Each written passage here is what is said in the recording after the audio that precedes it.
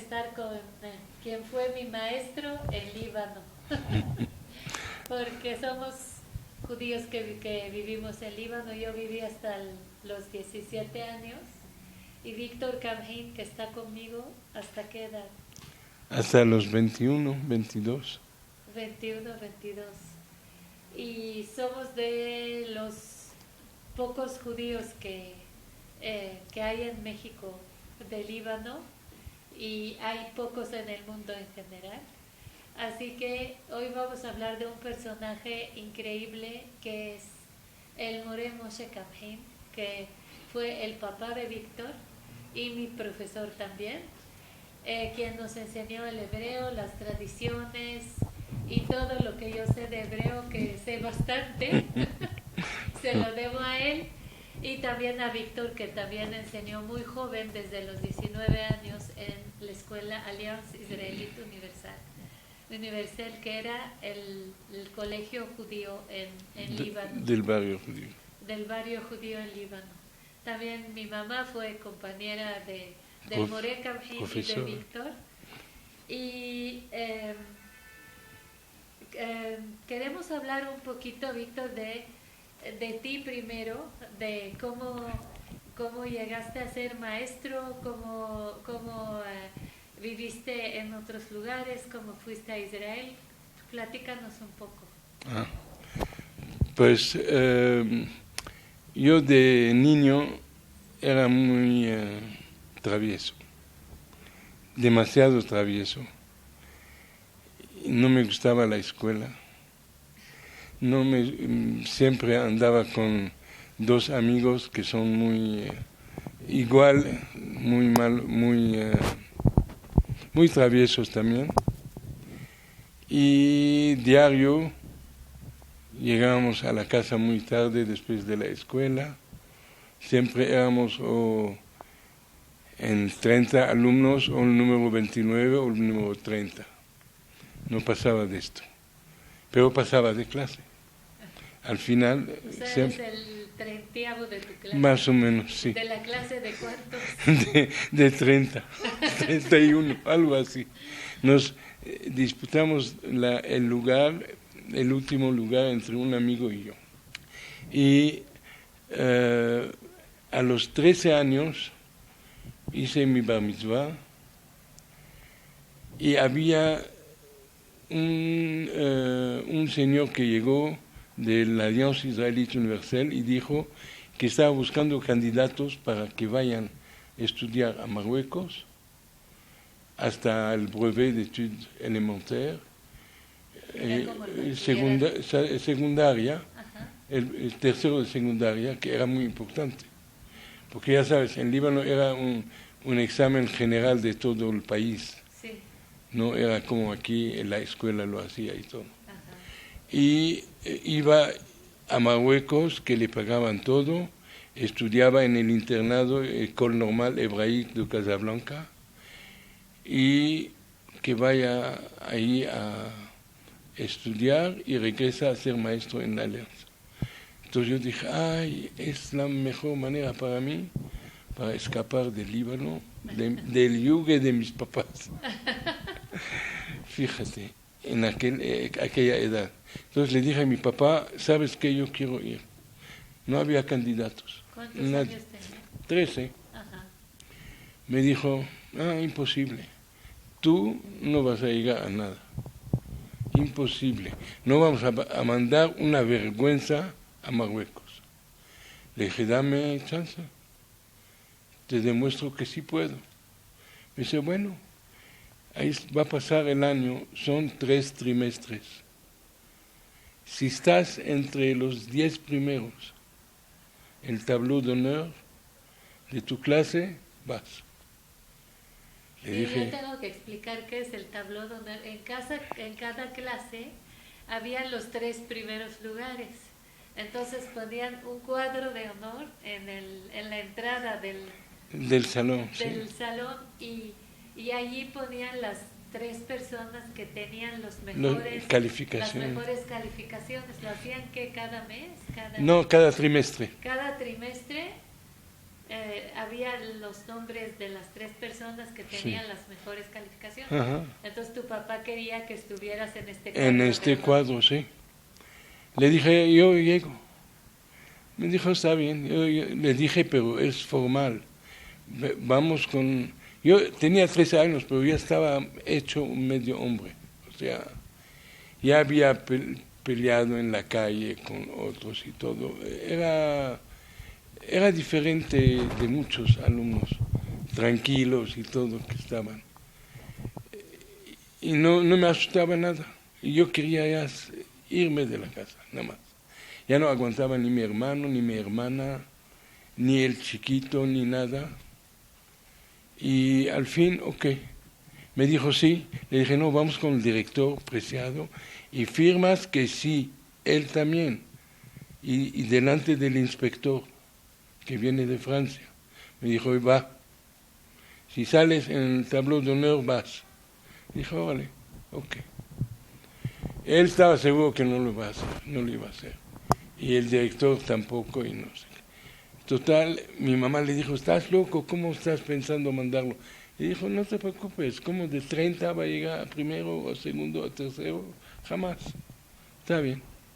En el primer trimestre, en vez de 30, pasé a 15 o 14 o no sé qué. Y entonces mi papá dijo, vaya, hiciste un esfuerzo. En el segundo trimestre llegué a 10 o 9, ya tableau de honor petit, como decían antes, el blanco. Te daban un boletín que estás en... Entonces mi papá empezó a hablar con los profesores, por favor, como sea que no pase, que no pase, que no pase. Al fin de cuentas pasé porque ¿cómo podían alterar un examen? Imposible. Y pasé y tuvo que mandarme a Marruecos, que nunca le perdonó a mi mamá, pero lo tuvo que hacer. Yo estaba feliz de la vida y me fui. Me fui así solo, sin nada más. Cada tía me regalaba un suéter, un abrigo, una cosa. No sé qué. Total, me fui a Marruecos. Ahí me quedé 4 años. Regresé al Líbano en una ocasión y volví a Marruecos. Pero allá tenían, ¿cómo se llama? Organizaciones sionistas escondidas, porque no había relaciones clandestinas, no había relaciones con Israel. Yo iba mucho con ellos, cada semana teníamos 1 o 2 juntas y todo, y nos enseñaban muchas cosas sobre Israel, sobre kibbutz, sobre todo. Eran de kibbutz Ameuhad que querían llevar gente a trabajar en los kibbutzim.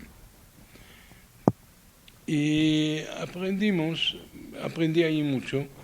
También terminé el brevet ahí. Y de ahí, el último año, decidí irme a Israel en vez de regresar al Líbano. Entonces me regresé en 66, me fui a Francia, nos llevaron a un kibbutz en Francia, que era en el sur de Francia, donde te enseñan todo, desde ordeñar vacas hasta el campo, el tractor, todo, durante 2 meses de vacaciones que eran del verano, y de ahí nos fuimos en barco a Israel. En barco era el Theodor Herzl. Era un crucero muy bonito y todo. Y nos fuimos a Israel y directamente mis amigos y yo firmamos Keva. O sea que entramos al ejército de por vida. Sí. Keva, dice así. Sí. O sea, firme ya, no solamente servicio militar. Carrera militar, vaya. Ok. Sí, y como hablábamos hebreo, era muy fácil, no había que ir al Ulpan, ni perder meses a aprender el idioma y todo. Estábamos listos para eso y ahí estuve, ahí fue la guerra de los 6 días. ¿Y dónde estabas en la guerra Terminó de los 6 días? en Jerusalén, me tocó. ¿Pero de soldado? Sí, ¿De soldado? sí. Y de ahí terminó la guerra, regresamos al kibutz y empezamos a tomar clases con un señor, un político que se llama Yigal Alon. ¿Ah? Nada más y nada menos. Sí, estaba en un kibutz Ginosar, íbamos a tomar clases y todo, ahí de historia, no religiosa, pero historia judía. Y regresando una vez en taxi, porque ya no había camiones, fue cuando el taxista me vio y me oyó hablar francés con mis amigos y me dijo, tú eres el hijo de Musa Kamhin, tienes la misma cara. Total, me negué hasta que llegamos a nuestro kibutz, Hakuk. Pero yo creo que avisó a mi papá, no sé de qué manera, y mi papá, que trabajaba para Israel clandestinamente, tuvo que pedir a Israel que me sacaran del país porque tal como me vio un paisano amigo de mi papá, podría verme una gente que no era bueno para Israel, se avisaban que yo estoy en Israel y mi papá corría peligro. Entonces, por eso me llamaron a ir al puerto de Haifa, ahí me entrevisté con el superior de mi papá, Yeruham Cohen, el que lo reclutó, a mi papá, su jefe, y me dijo por qué tengo que dejar el ejército, tengo que dejar Israel y todo. Me mandaron un shichrur tzevaí, o sea, liberación del ejército de 3 años. Me dijo, cuando ya tu papá salga del Líbano, regresas, pero no puedes ir al Líbano. Y fue lo primero que hice. Regresé al Líbano, sí. Y ahí ya me enteré de muchas cosas, de mi papá. Y ¿Qué te enteraste? ¿De qué te enteraste? o sea, me enteré que trabajaba para Israel porque me lo contó su jefe. Y ya era otra relación, no sé. Él nunca supo que yo fui a Israel, ni mi mamá. Yo estaba mandando cartas a Francia, Francia a Marruecos y de Marruecos a Líbano. Así le llegaban que todavía estaba yo en Marruecos. Entonces no sabía, por eso lo tomó de sorpresa y todo. Y me dijo, no regreses, no regreses. Cuando llegué a Francia, estaba mi hermano ya viviendo ahí en Francia, me dijo, qué locura hiciste, cómo te vas a la guerra, cómo te vas ahí, ¿qué te pasa, que no piensas en tu familia, no piensas, no, le dije, no, pues pienso en la familia todo, pero es mi gusto, mi vocación, es lo que yo quiero.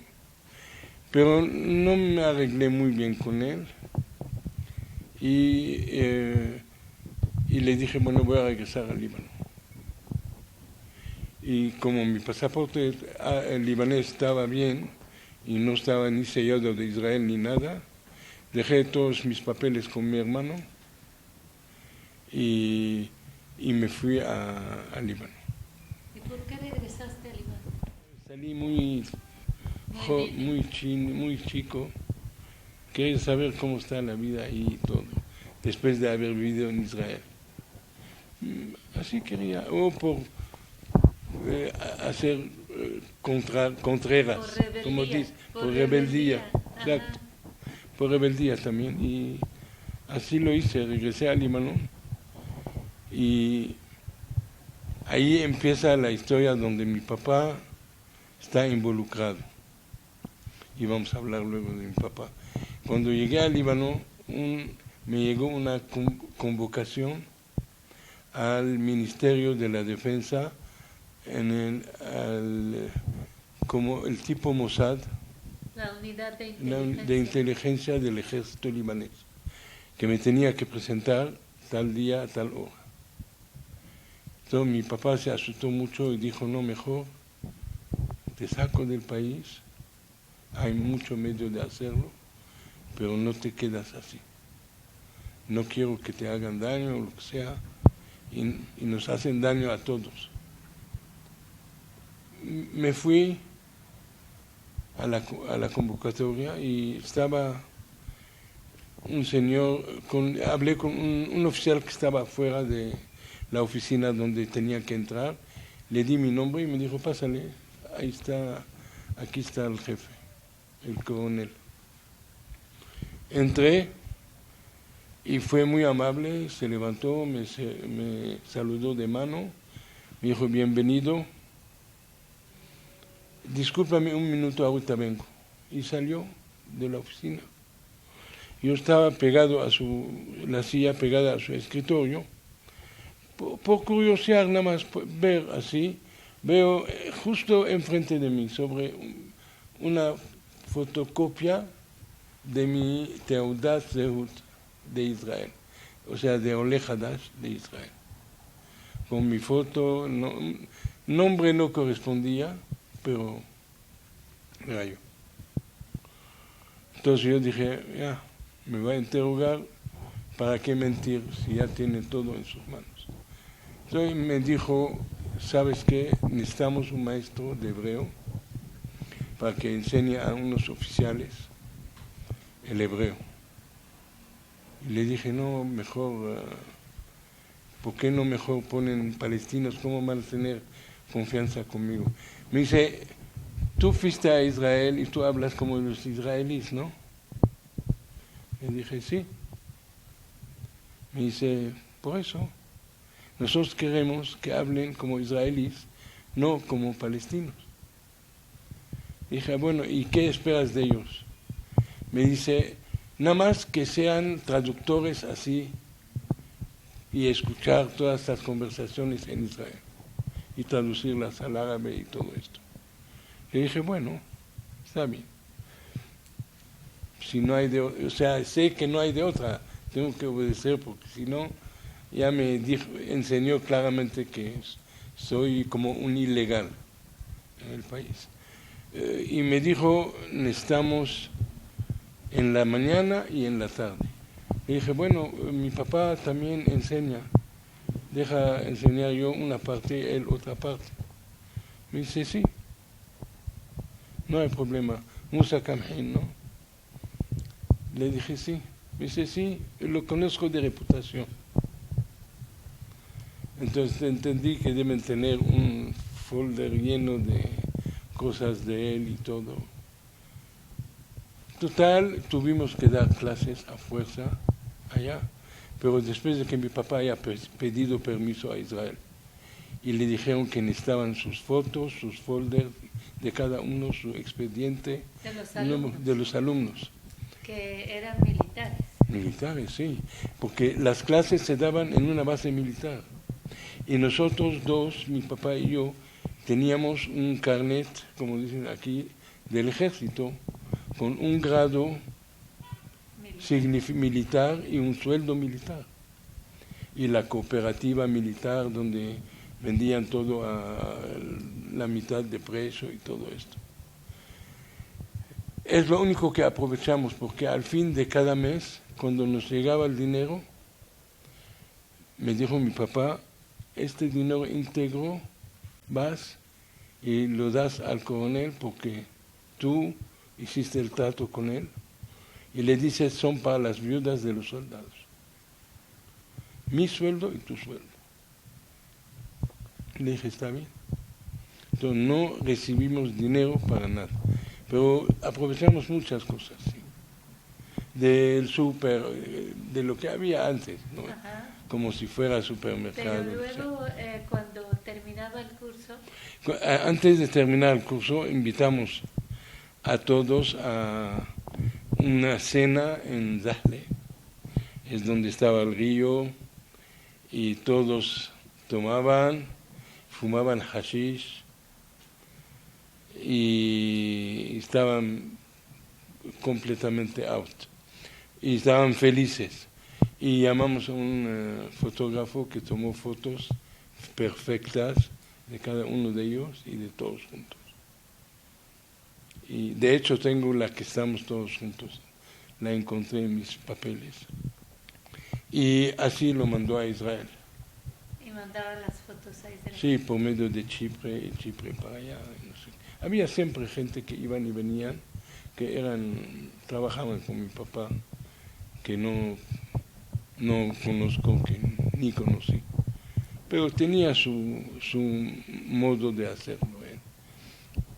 Mira, mi papá, ahorita ya, lo mío ya acabó, por ejemplo. Voy a hablar de mi papá. Mi papá tiene la historia de su nacimiento algo especial. Mi abuelo, Shlomo Kamhi, lo llevaron del Imperio Otomano, lo llevaron a pelear en los países de Rusia y todo esto. Y a un momento dado pudieron escapar él y muchos amigos de él y vinieron hasta el Líbano, judíos y otros que no eran, y llegaron al Líbano a pie. Mi abuelo nunca lo conocí yo, falleció antes de que yo naciera, pero no era ortodoxo normal, como era en aquel tiempo. Cuando regresó ¿Pero en qué vivo, condiciones los llevaban los llevaban a todos los adultos, Ajá. así sin como sin soldados, armas, no, les daban armas y todo. Ajá. Pero luego, lo que me contó, que tiraban todo, nada más dejaban sus zapatos de la nieve y todo esto, y venían como podían. Regresaban, tiraban sus armas y se escapaban, sí. Ajá. Porque era carne de cañón, para era cañón. carne de cañón, Sí. Así se llevaban en todos los países. Sí, del Imperio Otomano. Del Imperio, entraban a cada pueblo y se llevaban sí, a la se llevaban gente. a la gente, sí. Que dicen que los amarraban con una cuerda y se los llevaban. Se los jalaban, dicen, como bobos, así. Pero a fuerza. Cuando él regresó, él dijo, esto es un milagro de Dios, yo quiero ser religioso. Entonces le dijeron, para hacer bichuvá, regresar a ser religioso, tienes que ayunar 3 días, 3 noches seguiditos, para empurecer tu cuerpo y tu alma. Lo hizo, y después de los 3 días, le empezaron a dar un poquito de agua con una cucharita, poco a poco. Total, pasó y ya pasó la prueba, como dicen, y se hizo muy religioso. En aquel tiempo venían gente que escapaban de Europa y le llegó a su casa y lo invitó y lo dejó quedarse un rabino. Se quedó en casa de mi abuelo y lo atendieron bien y todo. ¿Y tu abuelo ya estaba casado? Ya estaba casado, ya tenía hijos. Tuvo un hijo que se llama Eli Jodor, que se murió durante la guerra muy chico, y tuvo 1, 2, 3, 4 mujeres. No sé si perdieron más en el camino, pero quería él un hijo. Ya no tenía un hijo varón, puras mujeres. Entonces le dijo el rabino, después de 1 o 2 meses que estuvo ahí, dijo, ¿qué es tu deseo? Te voy a bendecir. Le dijo, nada más quiero un hijo.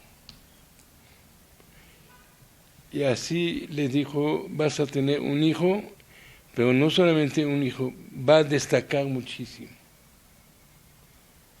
Y así al año parece, nació mi papá, y nació con algo muy especial, nació ya con la circuncisión hecha. Son cosas raras que a veces pasan, pero son hechos. Entonces lo que hace el mohel a los 8 días, nada más le hace un corte, nada más para que salga sangre, que lo enseña a todo el mundo, y se hace el brit así. Se llama el brit de la luna en árabe. Sur el Amar. Sur el Amar, exactamente. Y así nació el famoso Moshe Kamen. No por ser mi papá, pero la verdad, de todo lo que yo sé de él, no voy a encontrar a alguien que haya hecho todo lo que haya hecho. Era algo increíble. Él creo que trabajó en un circo de acróbata con un maestro ruso. Caminaba sobre bola grande así, era trapecista, le gustaba mucho el deporte y trabajó bastante tiempo ahí en el circo. Luego entró al Maccabi y en el Maccabi le nació, como le gustaba mucho el deporte y lo judío, etcétera, le nació lo del sionismo del Maccabi, que es de Israel y todo esto. En aquel tiempo Palestina. Valdría mucho la pena platicar de cómo vivíamos los judíos en Líbano. En donde vivíamos. Sí. Pues la verdad casi el 90% de los judíos vivían en una calle con 2, 3 transversales, así, más o menos. Se llamaba de Abu Shmil y había muchos templos. A cada 20, 30 metros había en la misma calle, había Dana, había Srur, había Men y el famoso Maguen Abraham. Y había 2 escuelas, una que la llamaban como Talmud Torah, era de Selim Tarab, que era el fundador, y la alianza... Era un poco más religiosa. Un poco más religiosa, y la gente que no podía pagar colegiatura iba allí también. Un poco más humilde, vaya. Ajá. Y en la alianza era obligatorio el pago de colegiatura y todo esto. La alianza francesa, israelita francesa, estaba en la rue de la Alliance, ¿no? Sí, Ajá. sí. Y la verdad vivíamos en paz, medio tranquilos, y igual el rico y el pobre casi vivían igual. No había los lujos de México y todo esto, no existía mucho ahí en Líbano. Cuando había una boda se hacía un cóctel, después de la boda se tomaban unas copas, no había ni canapés ni nada, y pagados. Ajá. Así eran la mayoría de las bodas. No había banquetes y todo esto, nada. Y la bar mitzvah era en la casa, casi todos. Lo llevaban al CNI, se regresaban, y estaban en la casa. Ahí felicitaba a la gente y tomaban una copa o lo que sea, y ya. Y la verdad, vivíamos bien, solamente cualquier roce con Israel, empezaban para no nombrarlos, los árabes a entrar, a venir al Wadi Abu Shmil a echar un desmadre, tratar de hacernos daño, para protestar. Cada vez que había algo hizo Israel, había esto. Cuando murió Nasser, también llegaron a querer destruir, pero y matar a judíos. Y tratar de matar a los judíos. Entonces, no lo lograban, porque el ejército sí defendía, los gendarmes defendían, no los dejaban entrar, y sobre todo los falangistas venían a proteger, mandaban gente para proteger al Wadi Abishmil, a la calle. Los falangistas eran un partido político. Sí, la Falange era un partido político católico. Y su el hijo del presidente del partido fue presidente de la República Libanesa y que asesinaron con su edificio Amin Ismail. Entonces, los falangistas mandaban gente a ayudar a enseñar a los jóvenes grandes cómo tratar de defenderse, cómo manejar las armas y todo esto. ¿Por qué ayudaban a los judíos? Porque mi papá, eso también se me olvidó decir, entró a la Falange libanesa, porque sintió que los judíos tienen que pintar en algo.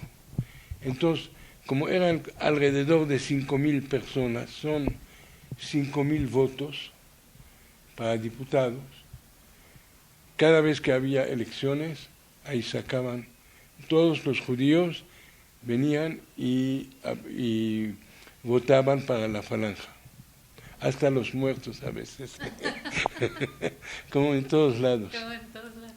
Sí, y ayudaban mucho. Entonces mi papá militaba con la Falange y llegó a conocer a amigos muy, muy buenos de la Falange que conocí yo también. Uno se llama Marcel Risk y otro Georges Shawan. Sí. Georges Shawan se casó con la hija de Maurice Cava. Ah. Sí. No, está bien. Sí. Que era un moré religioso, Sí. un maestro religioso. Sí. Y la verdad, estos dos amigos, Falange, venían a casa a comer cada lunes con nosotros, o cada miércoles, ya ni más. Creo que los lunes había fasulia siempre. Y res fasulia les gustaba mucho. Que son frijoles. Frijoles blancos, sí. Y eran muy amigos de mi papá. Y empezó a subir un poco en la Falange y llegó a ser el jefe del distrito donde estaba Wadi Abu Ishmael. Y junto a muchos amigos, muchos se registraron en la Falange y todo, en la Falange libanesa. Entonces, por eso los falangistas ayudaban a los judíos. Exactamente. Entonces, como ayudaban al partido votando por él, entonces ellos los protegían. Ah. Sí. Y no me acuerdo de sucesos así fuera de lo normal, nada más. Sí, ayudaban y traían armas a los que querían comprar y les enseñaban cómo manejar una metralleta, cómo pararse, cómo moverse. A los judíos. A los judíos, a los jóvenes judíos, sí. Para que pudieran defender el barrio. Ajá. Porque les dicen, vamos a estar con ustedes y todo, pero no hay mejor que uno mismo para defenderse y defender los otros, su familia y todo esto. Eran, puede decir uno por conveniencia y por amistad, la verdad. Yo me acuerdo que el presidente del partido, Pierre Gemayel, muy conocido, la regó una vez llegó a casa de mi papá para darle el pésame de su mamá. Ajá. Mi papá no se levantó del piso. O sea, lo saludó y estaba esperando que se levante mi papá y le dijo: mi papá, no puedo levantarme, no puedo saludarte. Entonces, cuando salió ya de la casa, dijo a los periodistas que lo acompañaban: ¿cómo quieren vencer a un país, a Israel, cuando siguen tradiciones de más de 5,000 años? La misma gente, las mismas tradiciones durante 5,000 años.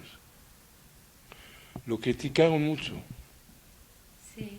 porque había partidos musulmanes y todo Claro. esto. Aparte Y era un enemigo de Israel, exacto. Y él dijo cómo ¿Cómo que vencer a un pueblo así? pueblo así, sí. ¿Sí?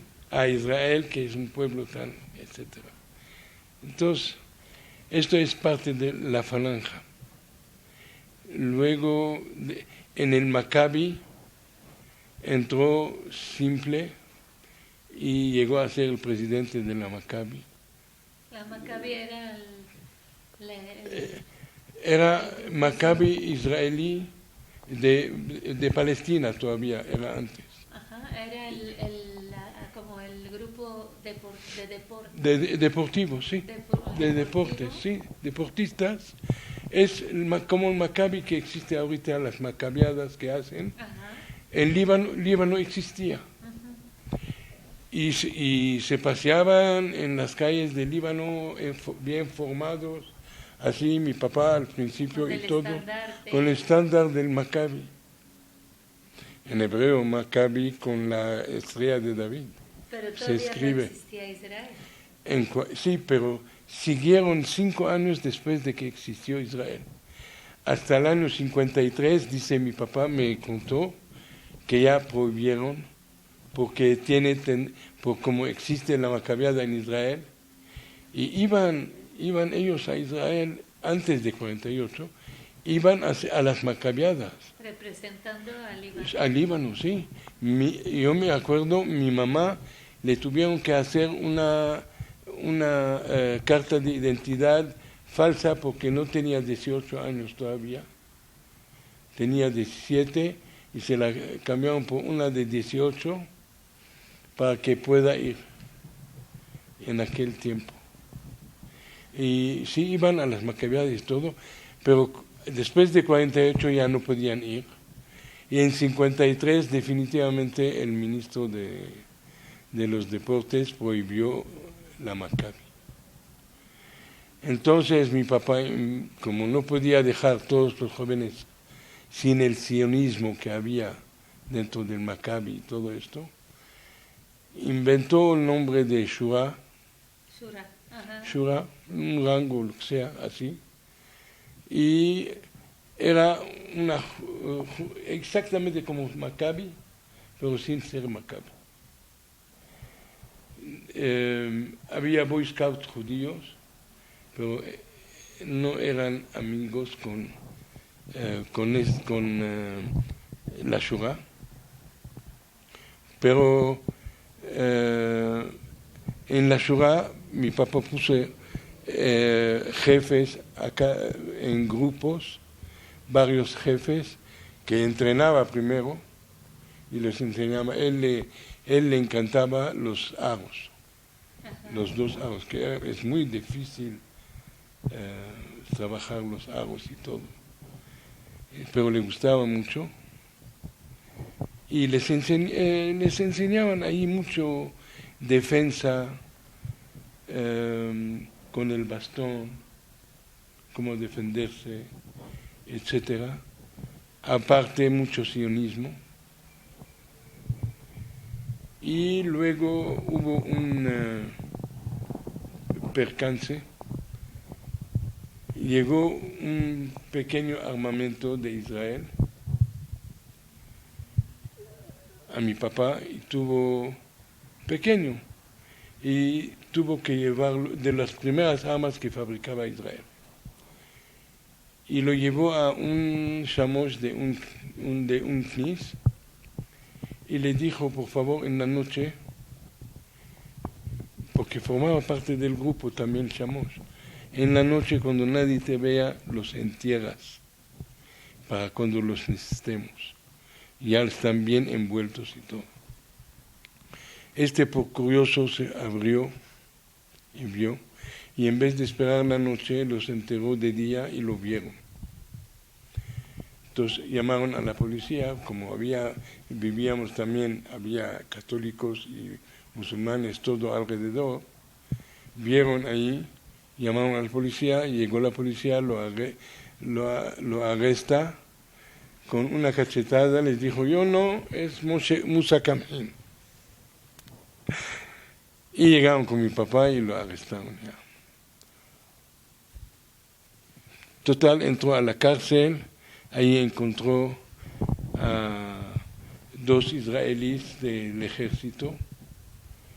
Uno se llamaba Yeshayahu Gavish y el otro, no me acuerdo bien de su nombre, pero uno fue jefe del ejército del Sinaí y el otro fue director del puerto de Haifa.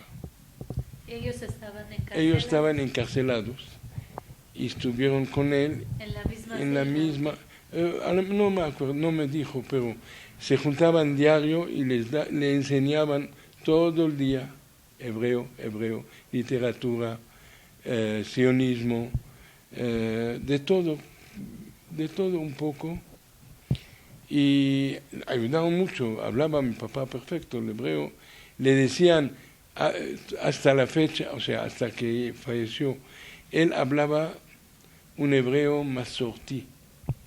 Masorti viene de Masoret, de tradición. Le decían, este es el hebreo más limpio que escuchamos. Porque en Israel hablan medio feo. Y aprendió mucho con ellos, la verdad. Estuvo con ellos, los falangistas, sus amigos, venían, les regalaban ellos bolsas de cajetillas de cigarro para distribuir, para que los dejen en paz, él y sus amigos. Ajá. Y les traían dulces, traían comida o café o lo que sea. Y ayudaban mucho. Y cuando llegó el juicio, ellos mandaron un abogado que mucha gente libanesa conoce, Shader. Sí, me dijiste que se llama Shader. Sí. Shader, Joseph Shader. Joseph Shader, yo creo, sí. Ajá. Era un abogado. Esta historia del juicio está increíble, Sí, ¿no? sí, la verdad sí. O sea, cuando me la contó mi papá, él estaba seguro que iban a matarlo casi, porque existía todavía la horca, sí. Y en el juicio... Como traidor a la patria, sí, ¿no? exactamente, por sí, recibir armas algo de Israel. Y Ajá. clandestino y no sé Ajá. qué.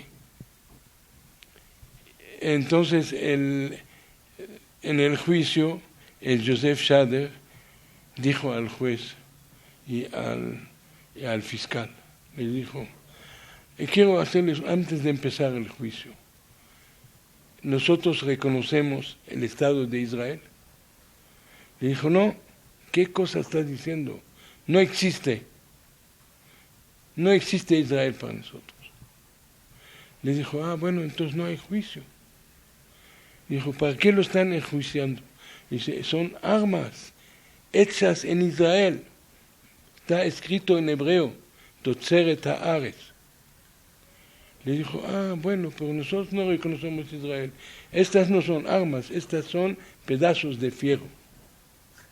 Si ustedes los consideran como armas, ustedes consideran que Israel existe para nosotros. Y él era diputado y muy conocido, lo liberó. Salió libre, increíble, la verdad. Estuvo encarcelado 6 veces, me dijiste. 6 veces. Otra vez, no sé por qué razón, también lo acusaron de espía. Bueno, lo era él, pero uno trajo... ¿Él trabajaba para el Mossad? Para el Mossad. Él fue reclutado por un señor que se llama Yeruham Cohen, era desde el Palmar, luego en el Mossad, muy alto rango. Él era el jefe de mi papá, lo reclutó y lo ayudaba en muchas cosas. Mi papá... ¿Sabes cómo lo reclutó? ¿O dónde lo reclutó? No sé, yo creo que en Líbano, no, o en Israel, yo creo. Me acuerdo, yo creo que en Israel, porque mi papá fue a vivir a Israel durante un año, yo creo, él y 3 amigos. Entonces, seguramente trabajaban de albañiles. Me contaba que cuando llegaban se tomaban su regadera y todo y salían con todo el jabón y salían, volvía a ser blanca toda la piel. No había detergente especial, no sabían que detergente especial.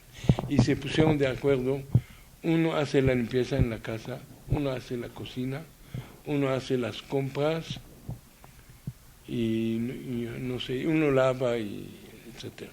Y entonces allí lo reclutan. Ahí yo creo que le reclutó. Bueno, no se llamaba el Mossad todavía. No, pero todavía no era Israel. Este señor, yo creo, como vimos, estaba en el Palmar, pero en las tropas secretas de inteligencia. Entonces, trataban de reclutar todo lo que es de países árabes. Y como preguntó a mi papá y a sus amigos si regresaban, y sí iban a regresar, porque llegaron por una temporada nada más. Y yo creo que ahí lo reclutó. Y luego ya lo veía en Líbano. ¿Sí? Se veían,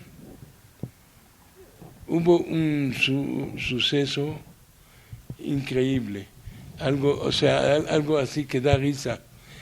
El señor Yeruham Cohen siempre estaba en el Basta. Basta es un barrio musulmán de los extremistas. Y era como el mero de ahí él. Y una vez llegó... Porque tenía una cara de árabe. Sí, 100%. Era yemenita. Yemenita, sí. Cara de árabe, pero árabe, no maronita ni católico. Musulmán, 100%. Y mi papá una vez estaba enseñándole el Wadi a Buishmil. Y pasaron el barrio judío. Mi tía, la hermana de mi papá, tenía su ventana sobre el Wadi, era costurera. ¿Quién eran sus clientes? Mujeres que vienen del Basta, puras musulmanas. Y una vez mi papá pasaba por ahí con Yeruham, enseñándole y no sé qué, y le dicen, ella me lo contó, mi tía me lo contó, le dice una de sus clientes, oye, ¿qué hace tu hermano con este líder musulmán? ¿Está loco? ¿Se vendió o qué? Le dijo, no, mi hermano es amigo de todos. Quiere a los musulmanes y a los católicos y todo. Pero así... total, yo creo que lo reclutaron allí, era espía, pero no sé de hechos que haya hecho realmente. Era hermético, porque yo lo supe después de que yo ya tenía 18 años, que él trabajaba para el Mossad. No tenía idea. Él tenía un cuarto secreto en la azotea, tenía un radio que llegaba a Israel de ondas cortas. Todo escondido, pero no lo veías. Cuando yo regresé, subí yo, abrías la ventana, la base de la ventana se levantaba y ahí estaba el radio escondido. Se llama Slick, un lugar donde esconde las cosas. Y había ¿cómo se llaman? Clavos y todo, pero todo era pura vista nada más. Y la verdad no sabía yo que trabajaba para Israel, pero ¿qué te puedo decir? Lo acusaron una segunda vez y lo llevaron arrestado. Su juicio salió un sábado. Entonces, el jueves viene a comer con nosotros George Serwan, el amigo. Y mi papá, de casualidad, mi mamá estaba en México. Ella y mi abuela vinieron a México. Entonces estábamos solos, mi hermana ayudaba a hacer todo. Comió con mi papá y todo, y mi hermana le dijo, ven mañana en la noche de Shabbat a hacerlo con nosotros. Le dijo, está bien, vengo mañana en la noche. Y luego le dice, Musa, yo te veo muy decaído, ¿qué te pasa? Le dijo, ¿qué me pasa? El sábado tengo mi juicio, me están acusando de esto. ¿De qué era también? Le dijo, sí, ajá, de espiar o algo así. Y le dijo George, ¿y quién es el juez? Le dijo, mira, ahí está la convocatoria, ve todo lo que... agarra el papel y dijo, ni te preocupes, hermano, ni te preocupes, mañana platicamos en la noche. Vino a Shabbat, cenó con nosotros y todo, y le dice, mira, mañana te vas con el juez. Todo lo que te pregunta, todo, le dices no, y no, y no, y no. Le dijo mi papá, ¿qué es tonto el juez? ¿Cómo? Le dijo, ¿tú qué quieres? Ve y así le vas a decir no y no a cada pregunta que te hace. ¿Tú hiciste esto? No. ¿Tú espiaste a esto? No. ¿A ti te vieron haciendo esto? No. Nada más. Mi papá dijo, bueno, ok, está bien, George, ok. Como si fuera yo un niño chiquito. Le dijo, sí, exactamente, así. Y se fue a su casa. Al día siguiente fue mi papá, él me lo contó. Me dice, llegué a las 8 de la mañana, el sábado, en vez de ir al CNIS. A las 8 de la mañana me quedé parado afuera del juzgado. Espere. 1, 2 de la tarde, ya casi todos salieron. ¿Ya? Y de repente se abre la puerta y dice, Musa Kamhin. Dijo, sí, pásale. Entra y le empieza a preguntar al juez, ¿tú hiciste esto? Le decía, no. Ajá, escribía, no. ¿Tú haces esto? No. ¿Esto? No. Ok, vete. El sábado llega mi papá a la casa y ahí está George Serwan ahí sentado. Le dijo, ¿cómo te fue? Le dijo, ¿pero cómo le hiciste? Le dijo, este juez, desde niños vivíamos casa a casa. Y hasta hoy, juego con él 3 veces a la semana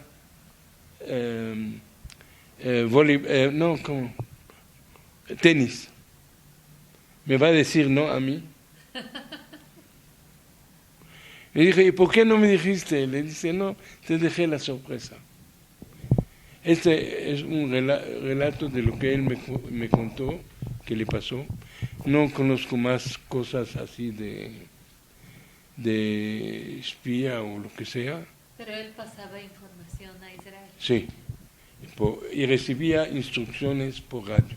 Me decía también, para no usar todavía mucho el radio de ondas cortas, en las noticias de Israel, por eso mi papá nos mataba desde las 7 de la mañana, la 1 de la tarde, antes de ir a la escuela en la tarde, y a las 7 de la noche, Kol Israel mi Yerushalayim, Va'arei Hadashot mi pi no sé qué. Y escuchaba todas las noticias. Me dice, en las noticias recibo instrucciones. Ah, ¿Cómo? Dicen, hoy tenían nombres de pájaros. Hoy los colibríes fueron y no sé qué hicieron, algo así. Entonces él sabe que él es el colibrí. ah, Y ahí hay instrucción. Entiende lo que dicen, pero otra persona que dicen, los colibríes hoy se juntaron en tal lado o no sé qué, y es una cosa rara. O sea, nadie presta atención a esto. Sí, en clave hablaban así. Esto me lo contó todo después, todo. Y luego su amor era enseñar el hebreo, el judaísmo, la historia judía y la religión y sobre todo sionismo. y eso es la parte que a mí me tocó cuando fue mi maestro. Exactamente. Porque todo el hebreo que sé, pues se lo debo a él. A él, a ti también. Bueno, un poquito. A ti también, pero sí. Principalmente él, sí. Sí, porque cuando nosotros llegamos a Israel, subíamos en un autobús y decíamos, somos Ole Hadash. אנחנו עולים חדשים, y me decía el chofer, אני גם כן, porque hablábamos tan bien hebreo que no creían que éramos de otro país, y mucho menos de Líbano, ¿no? Sí, exactamente. Que la gente no podía creer hasta ahorita que aprendimos un hebreo tan bueno, no voy a decir perfecto, moderno, pero sí, tan sí. moderno, tan bueno, Sí. tan completo. En Líbano, en un país árabe, enemigo de Israel, entonces era no increíble. lo podían creer. Sí, es increíble. Todo eso es la labor de tu papá. De mi papá. Y platícanos un poco cómo es que hacía para educar toda una escuela, digamos. Exacto. Sí, sobre todo en un país árabe. Ajá. Entonces, mi papá dijo, yo tengo que educar aquí a la gente, al hebreo, a la religión, al sionismo, al hebreo moderno, a hacer a historia judía, todo. Lo único que había en la escuela antes era Histoire Sainte, un libro delgadito, chiquitito, que contaba desde que Abraham vino y no sé qué, pero en francés y muy pobre. Era una libretita También así. nos enseñaban a rezar y Sí. eso era todo. Sí, rezar, pero sin entender, sin nada. Entonces, su meta era que todo el mundo ya sepa hebreo, que etcétera, que sean sionistas, que entonces su problema era cómo traer libros que son todos hechos en Israel, la mayoría. Le decían quitarle la hoja y todo esto, donde dice en Israel. Dijo, no puede ser, para traer a una escuela entera, empezar a hacer algo ilegal, la alianza no lo va a permitir. No tengo otra opción más que hacer los libros aquí en Líbano. Dijo, ¿quién va a imprimir en hebreo? ¿De dónde vas a sacar? Y todo. Dijo, bueno, yo me voy a ingeniar, déjame pensar. Entonces tuvo una idea, agarró una máquina de escribir árabe, porque eran igual que hebreo, la misma dirección. De derecha a izquierda. Sí, de derecha a izquierda. Y la llevó con un artista que sabe grabar fierro y todo esto. Y le dijo, yo quiero que quites todo esto de árabe y pones estas letras. Y estos señas, las vocales y todo esto. Y se la hizo. Precioso. Y empezó a preguntar, le dijeron, para imprimir la misma hoja varias veces necesitas imprimirla en un stencil primero, luego en una máquina Gestetner, que tienes que ponerle tinta y todo esto. Era todo un problemón, pero lo hizo. Yo me acuerdo que ayudábamos A formar el libro, a sí. imprimir nuestros propios libros de texto. Sí. Y por eso los cuidábamos mucho más, Exacto. ¿no?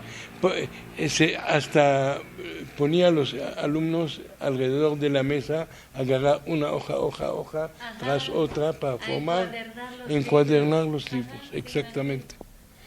Y empezaron, empezó desde Aleph Bet hasta poemas, hasta historia, todo, y literatura. Y la verdad insistió tanto en el hebreo, él, y lo ayudó mucho el doctor Pinto, ahí era un doctor famoso, que quería mucho a Israel y hablaba hebreo, que aceptaron en Líbano poner primera lengua, porque cada vez que pasas un bachillerato necesitas 2 lenguas más que el árabe. Entonces, era primer idioma hebreo, era nosotros francés, base. Primer idioma hebreo, segundo idioma inglés.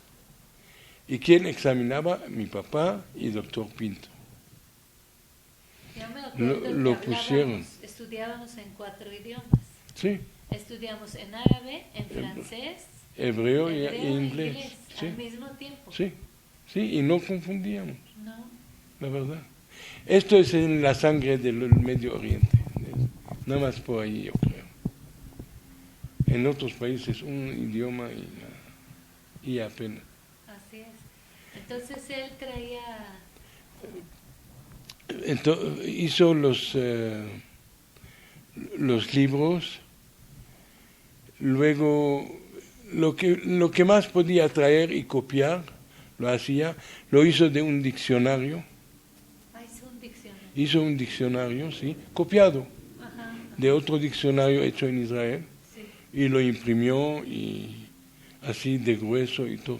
del árabe, De hebreo, francés. francés. Sí, porque nuestro idioma era más francés Era más que árabe. francés, y más la escuela que era francés. Sí, exactamente. Entonces, yo creo que cualquier libanés que habla hebreo se lo debe a mi papá. De verdad que sí. A ver, De creo que verdad que sí, y no nada más hacía eso, sino que también nos enseñaba las tradiciones, hacía fiestas cada vez que había una Sí, Oneg Shabbat. festividad. Sí, y aparte. Oneg Shabbat también, Eso, cada viernes. cada sábado. Ajá. El sábado en la mañana, después del rezo, él compraba frutas y de varios tipos y nos íbamos a la sala de fiestas que era un cine también, y ahí había canto, había historia y todo, y había fruta para ofrecer a los muchachos, y se llenaba todo el tiempo. Y luego en las fiestas mi mamá lo ayudaba mucho a enseñar a bailar a las muchachas Ajá. y a los muchachos, y a hacerle la ropa, ella los tejía. Ajá. Los Ella vestidos. tejía la ropa de bailarinas y todo esto. Ajá. Y eran bailes israelíes. Sí, bailes les enseñó, judíos. sí, baile judío. Le enseñó todo lo que aprendió mi mamá del tiempo del Maccabi y todo, y de Israel y todo, se lo enseñaba a las muchachas y a los muchachos. Bailaban muy bonito, la verdad, hacían piezas de teatros increíbles.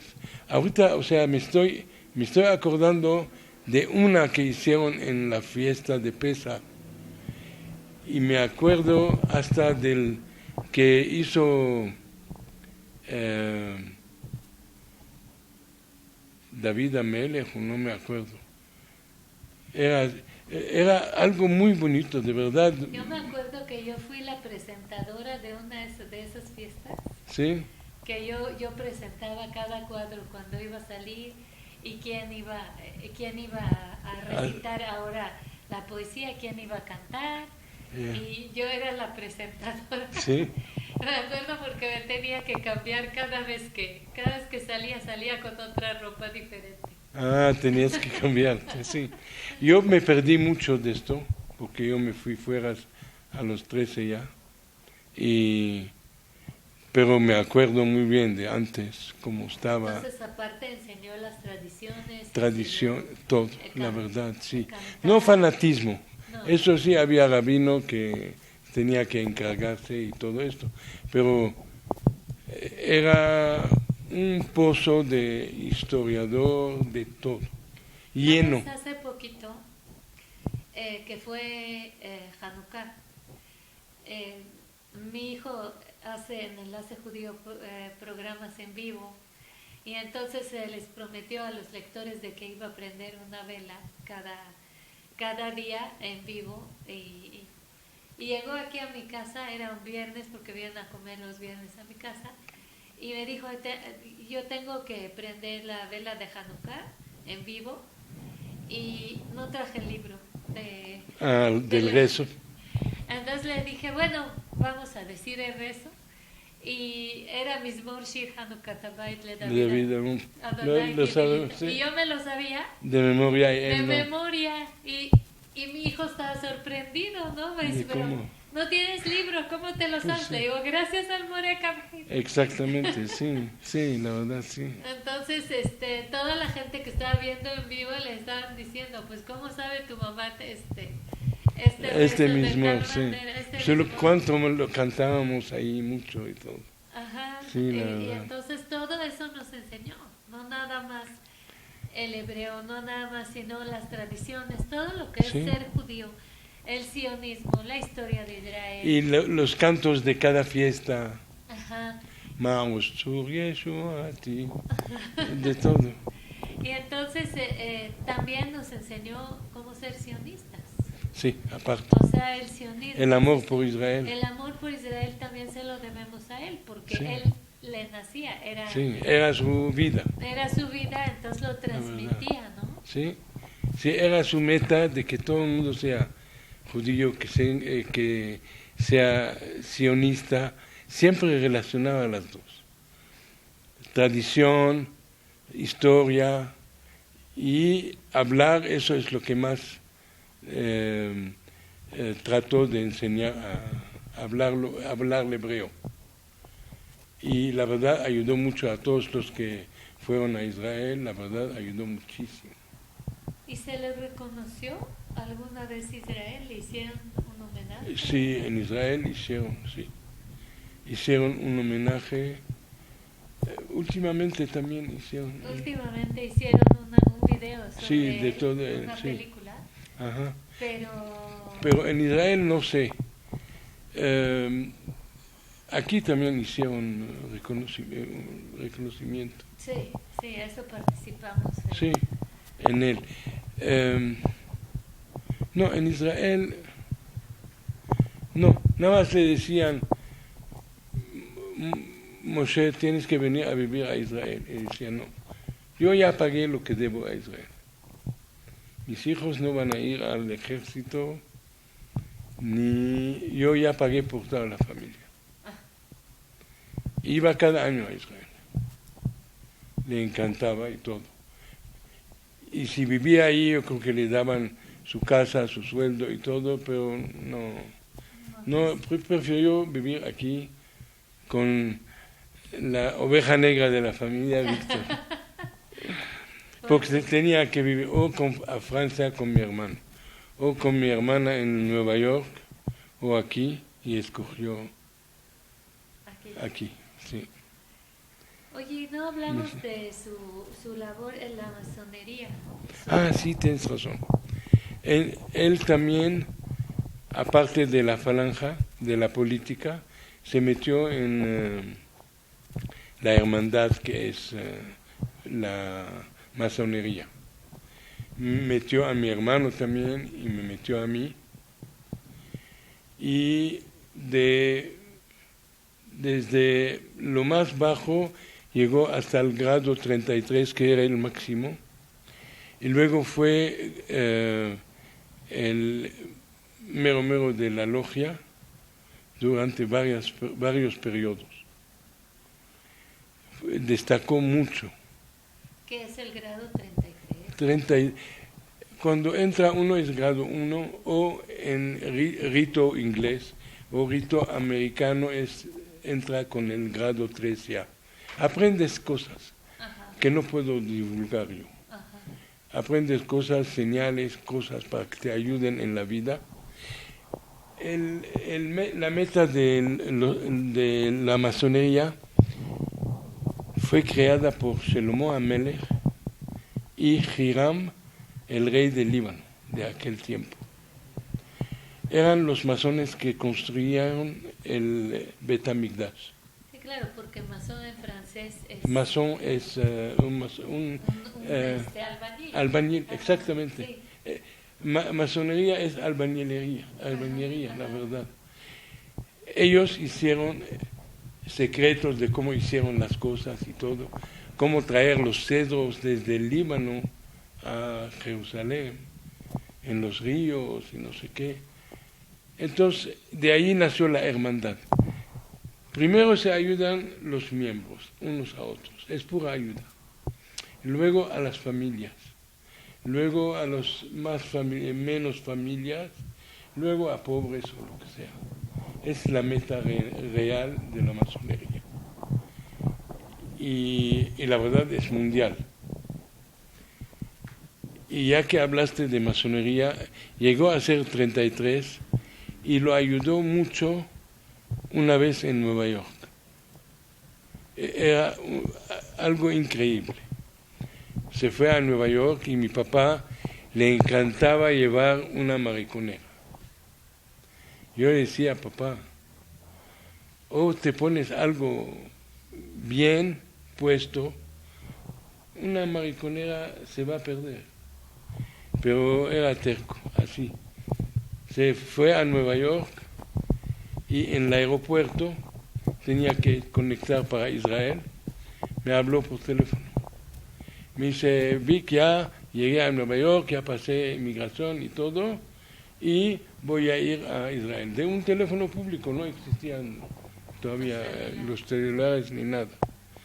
Y se fue y dejó su mariconera con pasaporte, dinero, todos sus papeles adentro.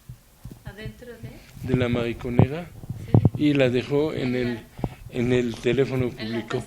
En el teléfono público. Y empecé a llorar, a rezar, a no sé qué, ya no sabía qué hacer, hasta que dije, bueno, voy a buscar la policía del aeropuerto. Entonces buscó un policía y le dijo, no English, French.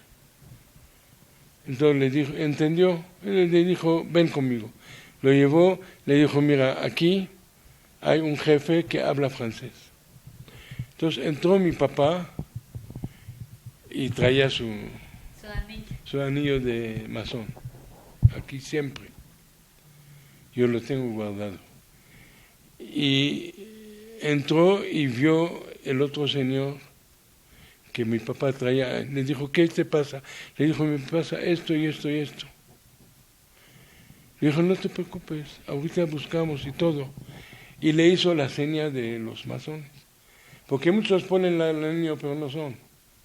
Mi papá le respondió, el otro le respondió más, el papá le respondió en otra. Luego se saluda con la mano de una cosa y ya se enteró así nada más de que era más alto que él, más grado que él y todo. Me dijo, me trató como si fuera el rey de Roma, como el embajador de México. Y llegó mi mariconera a la media hora. La encontraron. Yo creo que en aquel tiempo no había, cuando veían pasaporte, lo que sea. Y dice, mi dinero está aquí, todo está ahí. Alguien la encontró y la llevó al puesto de la policía. Ahí sí lo ayudó mucho porque por ser... y lo llevó al avión, todo, por ser Gran Master 33. ¿Y qué hizo tu papá en México? Mi papá tiene su historia en México. Casi más que el IVA, casi. Llegó mi papá la primera vez y no le gustó no tener trabajo. Le dije, mira, ahorita están las cosas bien conmigo y todo, no hay problema, no tienes que trabajar y tienes tus ahorros y yo tengo mis ahorros y todo. No le gustó. Luego salió Amin Gemayel, el presidente de Líbano, me dijo, Amin es como mi hijo. Yo ahorita regreso al Líbano para que me dé mi puesto. Le dije, estás loco, ¿cómo vas a ir? Su puesto de... Un puesto en el gobierno o lo que sea. Ajá. Se olvidó que es judío. Y en Líbano. Le dije, mira, no creo que debas dejar México volver al peligro de Líbano. A fuerza quiso ir y se regresó a Líbano. Ya le había yo hecho papeles de FM2, que costaban $5,000 en aquel tiempo. Él 5,000, mi mamá 5,000, los tiró y se regresó al Líbano. Y empezó la guerra civil, empezaron los problemas y todo. Aquel no pudo ayudar en nada. Y yo estaba desesperado con él en el teléfono, que es muy difícil, era en aquel tiempo, los telefonazos eran... al final, sí, apenas.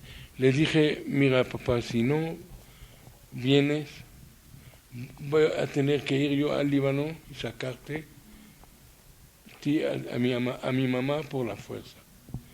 Y ponerme yo en peligro y yo tengo hijos. Entonces, ya sé sensato y ven a México otra vez. Yo te prometo que encontramos trabajo. Porque me dice, yo no puedo concebir vivir sin trabajar. Yo voy a trabajar hasta el último día de mi vida. Y así fue, la verdad. Y es lo que me inculcó a mí también. Y vino a México y revolucionó. Estaba hablando con el profesor Barilka, Yerahmiel Barilka. Lo amaba. Y él me dijo que lo conoció cuando llegó a la escuela, creo que era la Yavne, vestido de blanco, tu papá. Dice, encuentro a un señor vestido de blanco que llega y me dice que es el profesor Musa Kamhin.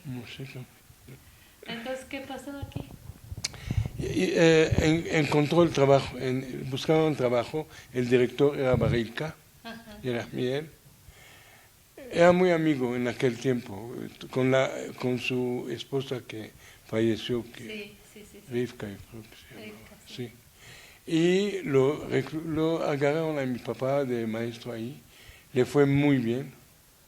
La verdad, enseñó lo que no enseñaban antes. Empezó a ganar la Yavne cada año el de la Torah, Gidón de la Torah, exactamente. Porque es que él era muy estudiado de la Torah, la verdad. No era tan religioso. No era religioso, o sea, como los rabinos de ahora, no. Él no podía haber sido un rabino religioso y todo, y ganarse la vida así, pero no era lo que le interesaba. Él, educar y educar. Entonces, todo el tiempo, y me lo inculcó a mí esto, lo ves con un libro en la mano. Si no es esta historia, es otra. Era algo increíble. Iba al templo de Montesinay de Polanco. Iba ahí, era muy amigo del rabino Helu.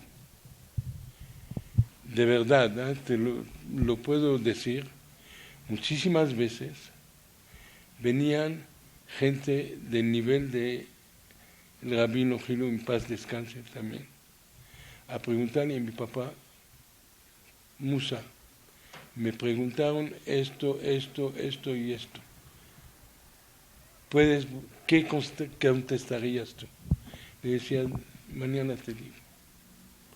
Iba, consultaba, tenía una enciclopedia de toda la pared. Era en papel, en todo. Y le decía lo que tenía que responder y todo esto. Y a Rahmiel, cuando falleció mi papá, y le hicieron a la semana, no sé qué, como en el CNIS, ¿sí? El espejo. Eso. Él subió a hablar y dijo, ojalá existiera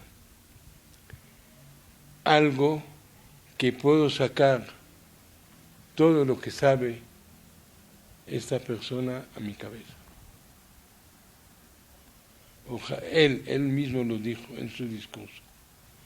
Ojalá se podría hacer una transición de Moach para poder agarrar todo lo que tiene en su cerebro.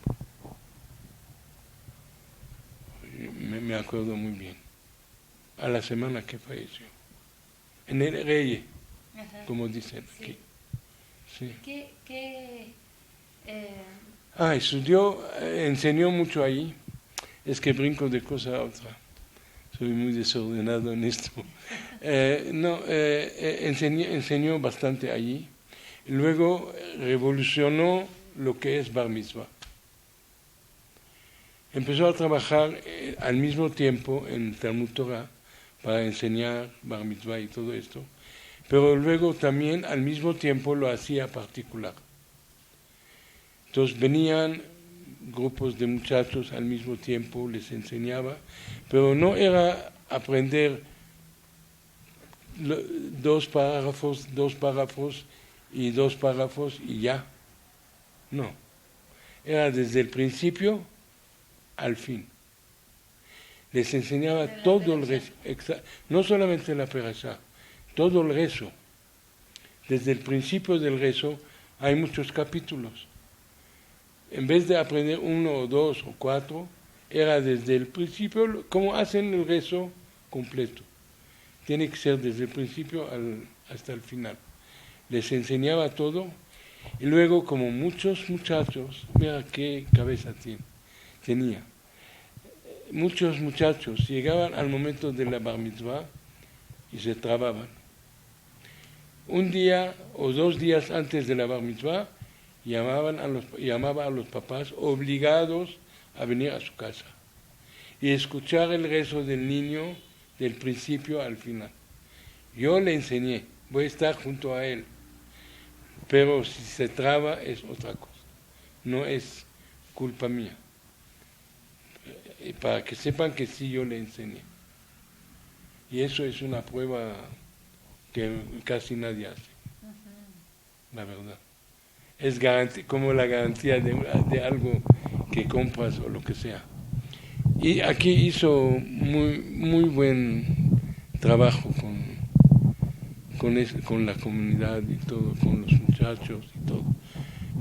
Ahorita donde yo rezo en Isla de Agua, hay señores con sus hijos, vienen junto a mí y me dicen, ay, tu papá me enseñó Bar Mitzvah. Pero ya son gente grande y todo. Ay, tu papá, y tu papá, y tu papá, y tu papá. Y no sabes, me da un gusto y una satisfacción tremenda. La verdad. El rabino no lo conoció a mi papá. Pero cuando le dijeron lo que era, ¿El rabino Tobar? No, yo rezo en Isla de Agua, es Betech. El que va a los entierros y todo esto.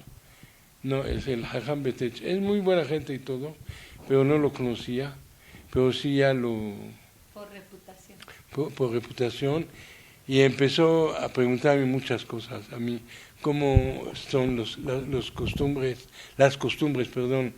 en Líbano, de esto, del otro, porque sí hay un poco de diferencia en los rezos que hacemos aquí ahora, que dicen que son shami, que realmente no son, les falta.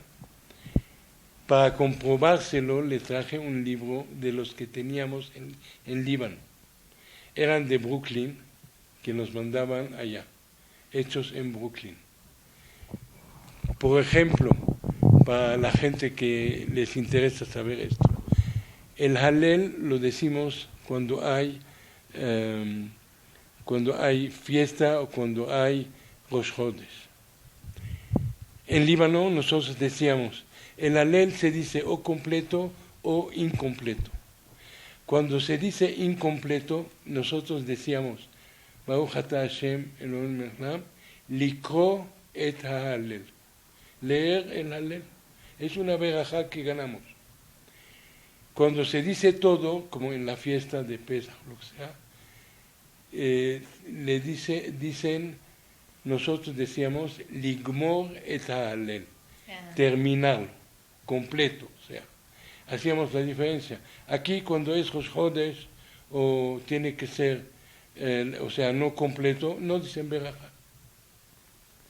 Entonces le dije, no. Me dice, no puede ser. Le dije, ahí está el libro. Por favor, pregunta a algún anciano, también te va a decir que sí.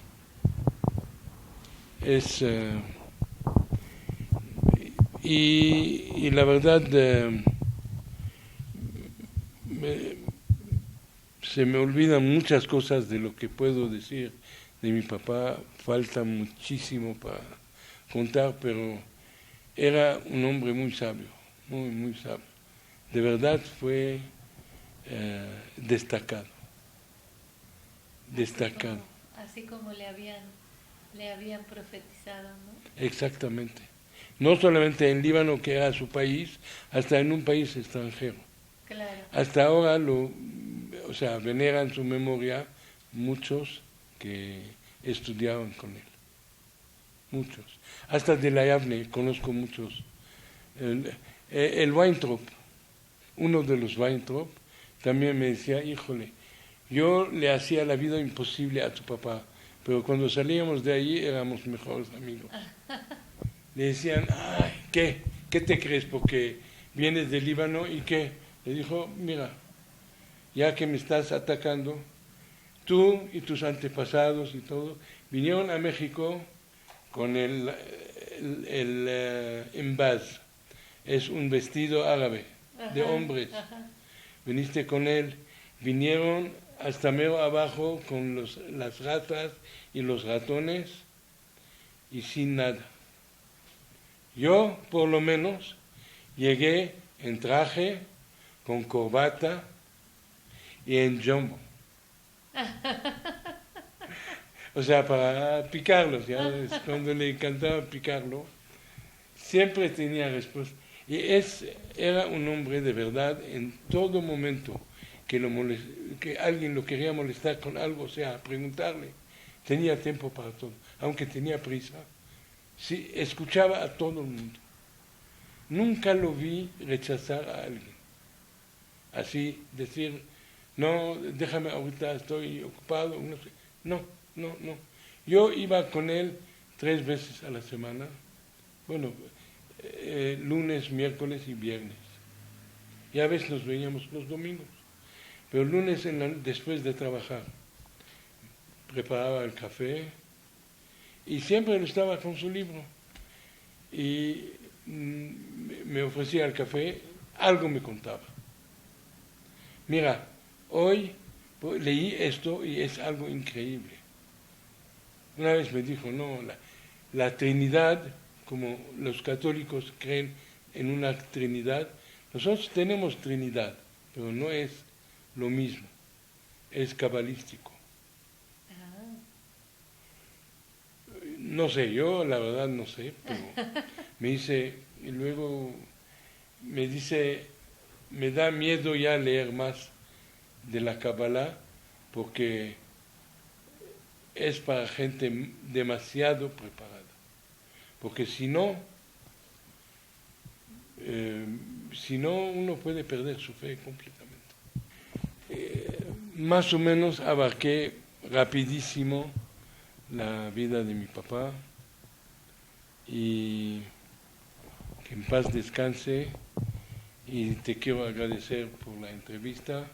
Gracias. Te quiero agradecer porque me empujaste casi obligaste a empezar el libro que voy a terminar, primero Dios, Belín Eder, sobre la vida de mi papá.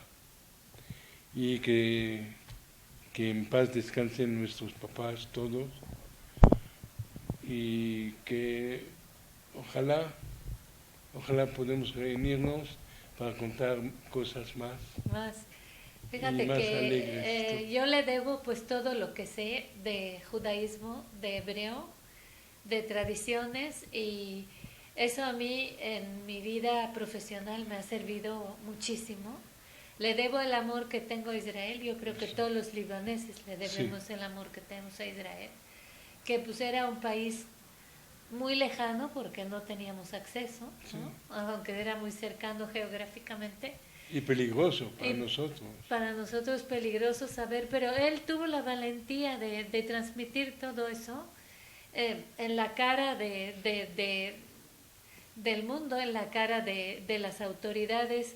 Arriesgó su vida. Yo para mí, Víctor, tu papá, Musa Kamhin, fue un héroe de la historia judía. No nada más un héroe de Líbano, ni un héroe de Israel, un héroe de la historia judía. Y yo creo que así será recordado. Y así, para eso hago un libro, para que su memoria se quede para siempre. Pues para nosotros vamos a hacer la presentación de tu libro Primero Dios. Falta, pero bastante. Muchas gracias desde Enlace Judío por esta entrevista. Gracias por Enlace Judío, yo también. Siempre estoy al pendiente. Gracias.